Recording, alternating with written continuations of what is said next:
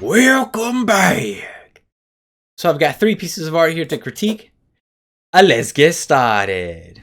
The shading here is pretty good, but something that I noticed is things that are on top, for example this hat right here, you don't need to just shade one side. It actually looks a little bit more natural if you shade the top on both sides. You see that? Yeah! It looks a little bit more natural than just shading one side, because realistically there wouldn't be a light just right here. You guys like my light? Yeah! Okay, so another thing is outlines around the outside are great, and on the inside when they're separating objects it's fine too. But for example right here on the neck, this collar probably doesn't need an outline. It'll make it easier to see this thumb pixel, and it doesn't look so much like he's wearing a scarf the same color as his skin, if you know what I mean. Remember that outlines are great for separating objects, but since this is literally on, you know, the skin, it's not protruding or anything, so we don't need to put an outline there.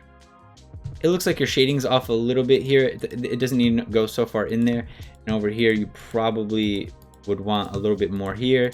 Just a couple little highlights going around. I'm being a little bit nitpicky here. I also noticed that you have some doubles. For example here, these 2 pixels stack. You don't need to have 2 pixels there. You don't need to have 2 pixels there. Pick one or the other. Try not to stack pixels. So this leg here looks pretty straight, but this one's bending. That's a little bit odd, and if both legs are bending, that would be a weird way to stand.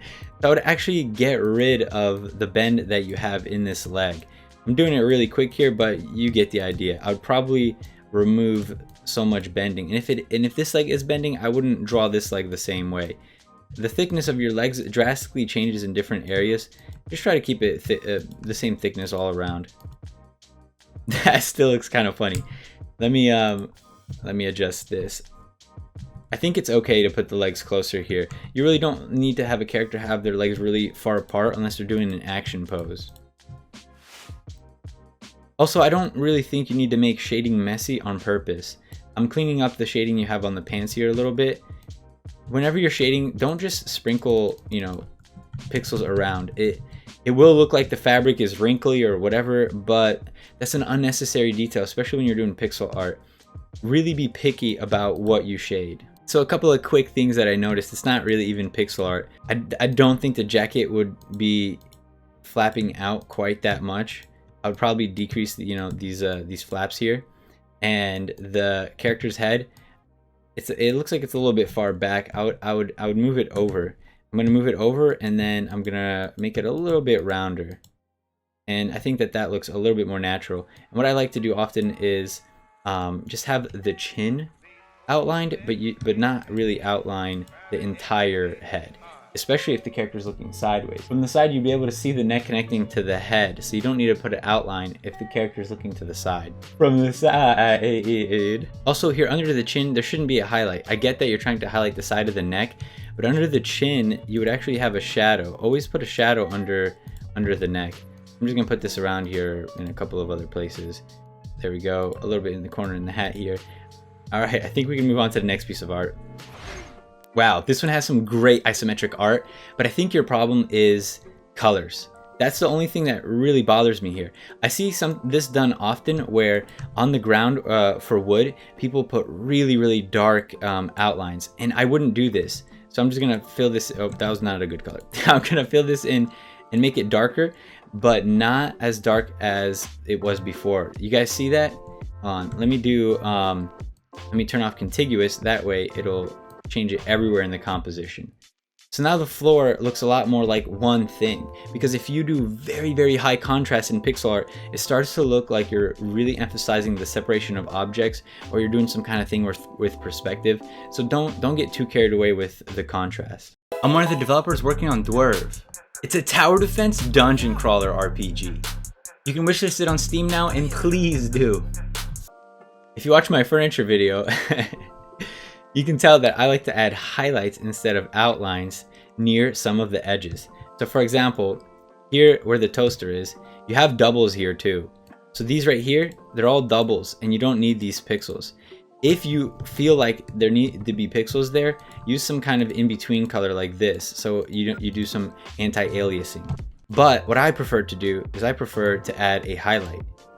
So I replace that dark outline color with a highlight.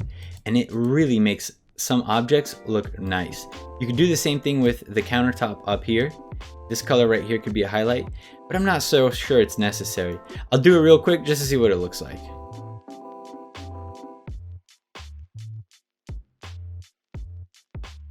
So it didn't come out that great, and the reason is because your countertops are already white, so I can't really add a highlight there, and it kind of just looks like there's a line missing. So in this case, I will leave it there, but maybe you could consider making it a little bit lighter. For this oven, if you wanted to emphasize the glass, you could create a new layer and then, give it an opacity. Actually, let's not give it an opacity. I'll show you another way to do it. And then go ahead and draw a diagonal going across, and I'm gonna fill it. Oops. Oh, I need to turn contiguous on. There we go. And then usually what I do is wherever I do a highlight, I just do another thinner highlight next to it, and it looks a little bit more natural. But let's say this is the glass highlight to emphasize that there's glass there. We can go here, and now we can mess with the, let me see what it looks like here. There we go. Now I can mess with the opacity to pick exactly the transparency that I want, instead of going down here and choosing the alpha for the color. This one's really good, but can you guys guess what 2 things I think I should critique? This video is sponsored by Skillshare. Skillshare is a learning community for artistic, creative people like you. They have a ton of different tutorials for stuff. As you can see, my recommendations are mostly video game dev stuff, pixel art, and Unity, which is the game engine I'm using. One of my favorite new teachers I discovered is Mislav. He goes over several pixel art programs like Piskel, which I haven't tried yet, and then jumps into the fundamentals of pixel art. I noticed some of you already started following me on Skillshare, so I gotta make videos on there. The first 1,000 subscribers to click the link in the description will get a free trial of premium membership so you can explore your creativity. The first one is gonna be that I can't tell what this is in the middle here. I'm not sure what that is. I'm just gonna, for fun, make it into a bow. So I'm gonna keep some of the colors here, but I really couldn't tell what that was.